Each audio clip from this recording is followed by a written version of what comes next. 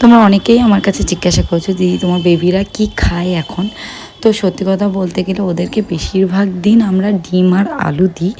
আর মাঝে সাঝে মানে 1 মাসে হয়তো একবার মাছ সিদ্ধ করে দিই। আর ওদের খাবারে আমি একদমই নুন আর চিনি অ্যাড করি না। যদি একবার লবণ আর চিনির স্বাদ ওরা পেয়ে যায়, তাহলে কিন্তু ওরা এলো বা স্বাদহীন কোনো খাবারই আর খাবে না। তাই তোমরা যারা অলরেডি তোমাদের বাচ্চাদেরকে মিষ্টি কিছু খাইয়ে ফেলেছো, তাদের কিন্তু খুব কষ্ট করতে হবে আবার হচ্ছে স্বাধীন খাবার খাওয়ানোর জন্য। আর যারা খাওয়াওনি তারা প্রথম থেকেই কিন্তু চেষ্টা করো লবণ আর চিনি না দেওয়া, তাহলে প্রথম দিন থেকেই কিন্তু ওরা খুব সুন্দরভাবে খেয়ে নেবে। আজকে আমার পাখিকে দিয়েছিলাম হচ্ছে কই মাছ। মানুষ সত্যি একটা কথা ঠিকই বলে, নিজের জন্য যেটা করিনি সন্তানের জন্য করতে হয়। আমি জীবনে কই মাছ হাতে ধরেও দেখিনি, মানে এখনও পর্যন্ত ভয়েস ওভারটা দিতে গিয়ে আমার গা ঘিন ঘিন করছে।